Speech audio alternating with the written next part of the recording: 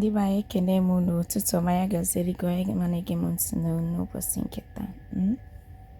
Biko ihe a update gbasara Onyeze Jizọs. Ịma na mgbe mbụ a sị na Onyeze Jizọs na-efu efu, a sị na ọ na-efu efu. Then abịa na social media that time announce that na Onyeze Jizọs that na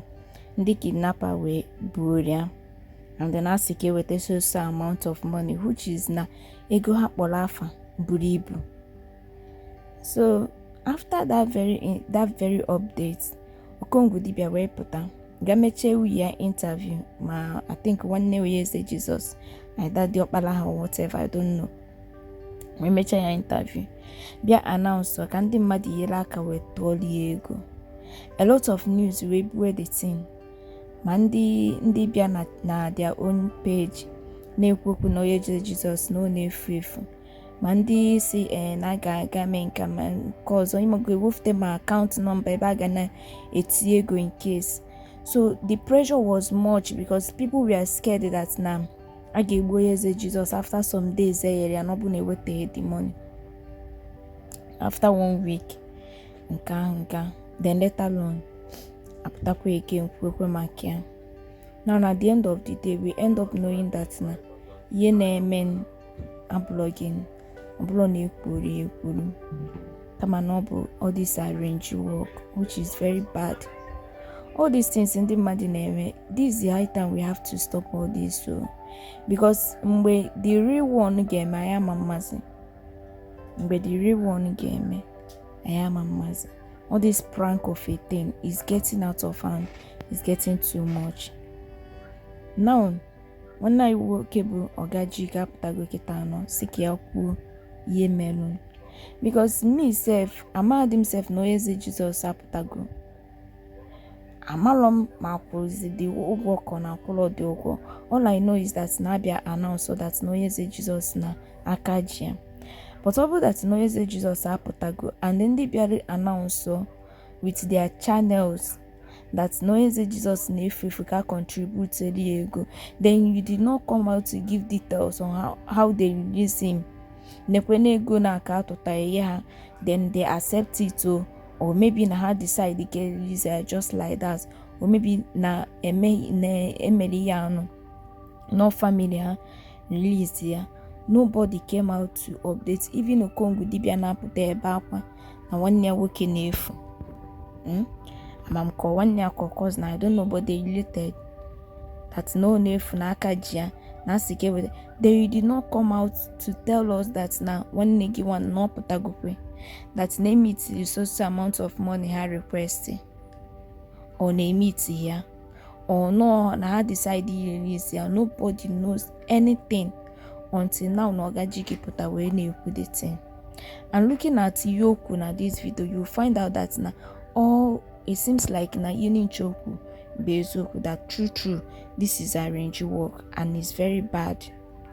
It's very bad. It's high time we stop all these things. At least Kaimalungbe the Nkebu the truth to men and one emelo. Let's use that energy IJM, all this prank of a fake prank and channel and a very important thing. Okwanum call am no because nka ige no Ogaji kent ko omegin ko why exactly amen. If you can subscribe, comment, like this post yota on your notification. Ngwa nene mfida. Ụmụnne m ndewo maka unu na anọnyela anyị n'oge awa dị oke mkpa. Onye na n'oni abụ Maazị Ogajike Akajọfọ n'Ọkịja, adreesị ụmụ dibia. Ngwa mụ nọ ka ọ dị maka nnemme ka ọ dị maka mbịala. O ji maka bịa ebe anyị nwa ya ọzọ abụghị nwanne anyị nwoke a na-akpọ Onyeze Jizọs. Onyeze Jizọs ama m ife uche mana ife mụnwa che ka m bịa ka m kwupụta ebumnobi m ka m kwupụta n'ihe adọkpọ m n'ọrụ ya kpọ n'ihe ya adọm ya adọm. Ebumnobi m ka m kwupụta one ngwa na-ekwu na Onyeze Jizọs na-atọrọ ya atọrọ na ndị ntọrọ ibu ndị oyi tọrọ ya, ọ na-ewu na-aga mbena na the thing na-aga mfọ na ihe abụ wee Onyeze Jizọs esi ya ewuwe back ka ọ na-achọ ka ha dị otu